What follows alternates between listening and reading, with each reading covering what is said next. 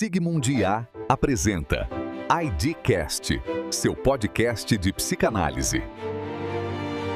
Bom, hoje a gente vai mergulhar num dos conceitos mais fundamentais da psicanálise, a arquitetura do desejo. E toda essa arquitetura é construída em cima da teoria freudiana da libido. Pois é, qual é essa energia, né? Que energia é essa que move não só nossos desejos, mas também os nossos conflitos e até os sintomas que a gente desenvolve? Freud, para essa pergunta, ele propôs uma resposta bem específica. Um conceito que, olha, virou uma ferramenta central para a investigação psicanalítica e que basicamente redefiniu como a gente entende a psique humana. E essa energia tem nome, libido. Mas, atenção, não estamos falando de um sentimento vago, uma coisa etérea. Não. Para Freud, é uma força psíquica com existência própria. É um verdadeiro quantum de afeto, sabe? Uma quantidade de energia que pode aumentar, diminuir, se deslocar pelo corpo e pela mente e até se fixar em certos pontos. Ok, então para a gente entender isso direitinho, nosso roteiro vai ser o seguinte. Primeiro, a gente vai definir o que é essa tal de libido, nos termos mais técnicos mesmo. Depois, vamos fazer um mapa da jornada do desejo na infância. Aí, a gente entra na complexa questão da diferença sexual. E, para fechar, vamos ver como tudo isso aparece na prática, na observação clínica. Então, vamos lá. O que exatamente é essa energia chamada libido? E mais importante, o que faz dela um conceito tão diferente de outras ideias sobre energia psíquica? Olha, o ponto crucial aqui é a especificidade. Freud bateu o pé nisso, sabe? Ele criticou abertamente outras ideias, como a do Jung, por exemplo. Para Jung existia uma energia vital genérica. Freud dizia não. Para a teoria psicanalítica, a libido é e tem que ser uma energia de natureza estritamente sexual. Qualquer tentativa de suavizar isso, para ele, era descaracterizar a teoria. Uma boa analogia é pensar na libido como a corrente elétrica da nossa psique. E essa excitação, essa corrente, ela não vem só dos genitais. Muito pelo contrário, ela emana do corpo inteiro, de diferentes órgãos, das chamadas zonas erógenas.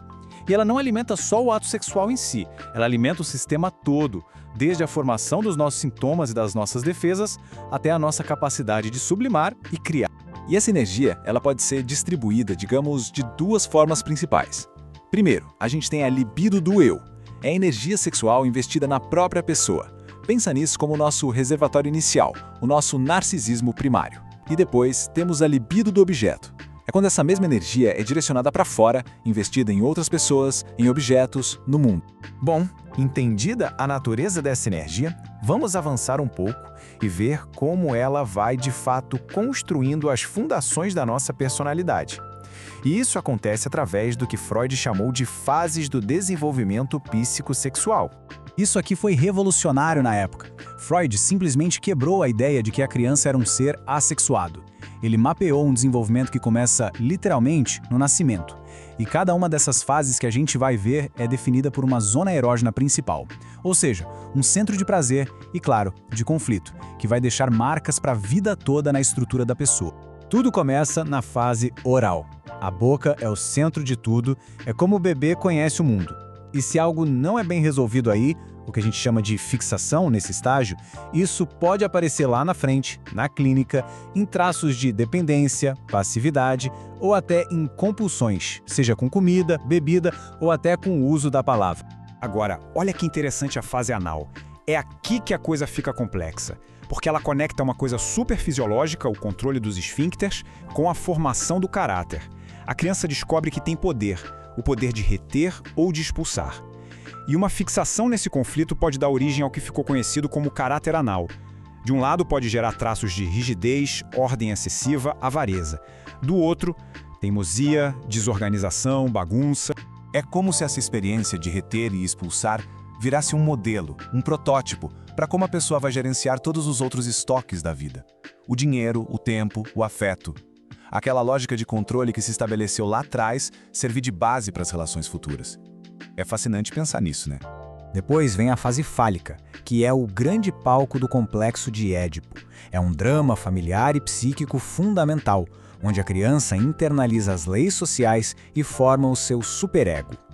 Quando esse turbilhão se acalma, entramos no período de latência. Aqui, a libido é sublimada. O que isso quer dizer? Que a energia é desviada para outras coisas socialmente aceitas, como a escola, os amigos, os aprendizados. Mas Freud defendia que essa energia libidinal toda tem uma natureza única, uma característica consistente. E é essa ideia que nos leva para uma das questões mais complexas e, vamos ser sinceros, controversas da teoria, a questão da diferença sexual. E a afirmação dele era provocadora mesmo. A libido é, por regra, de natureza masculina. Mas calma, é fundamental entender o que ele queria dizer com isso. Não tem nada a ver com biologia ou com gênero como a gente entende hoje. Era uma descrição da dinâmica da energia psíquica. Masculino aqui é sinônimo de ativo. Então, vamos deixar isso bem claro. Nesse contexto teórico freudiano, masculino significa atividade, o impulso que vai em busca de um objeto. E feminino, por sua vez, estaria associado a uma meta passiva. A força em si, a energia, a libido, essa é sempre ativa, sempre masculina no sentido de atividade.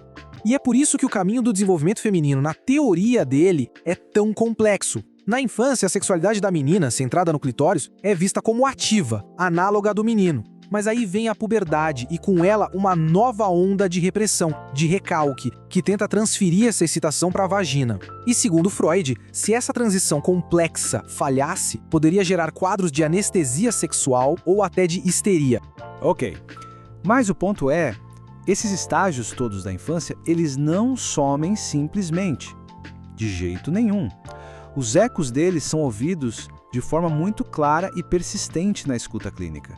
Aí vem a pergunta de ouro para a prática. Como é que o analista escuta esses resíduos, essas fixações das fases infantis no discurso de um paciente? Onde isso aparece? A escuta clínica é justamente estar atento a esses padrões. Por exemplo, se um paciente chega com uma necessidade obsessiva de controle, com muita rigidez, avareza, isso pode acender uma luz amarela, indicando que ele está operando com defesas de origem anal. Agora, se a questão é uma demanda que nunca se satisfaz por amor, por cuidado, uma dependência muito grande, isso pode nos levar a pensar numa fixação lá na fase oral. No fim das contas, a neurose, a formação dos sintomas, pode ser entendida exatamente como isso. É a tentativa, a solução de compromisso que a psique encontra para lidar com essa baita energia libidinal que por algum motivo não foi bem integrada ou descarregada lá atrás durante o desenvolvimento. E isso nos deixa com uma reflexão final, quase uma provocação. Se o nosso caráter é, em grande parte, a história de como a gente lidou com a nossa libido, que história a nossa própria estrutura, o nosso jeito de ser, conta sobre nós? Gostou? Ouça mais pelo Spotify. Clique no link na descrição do vídeo.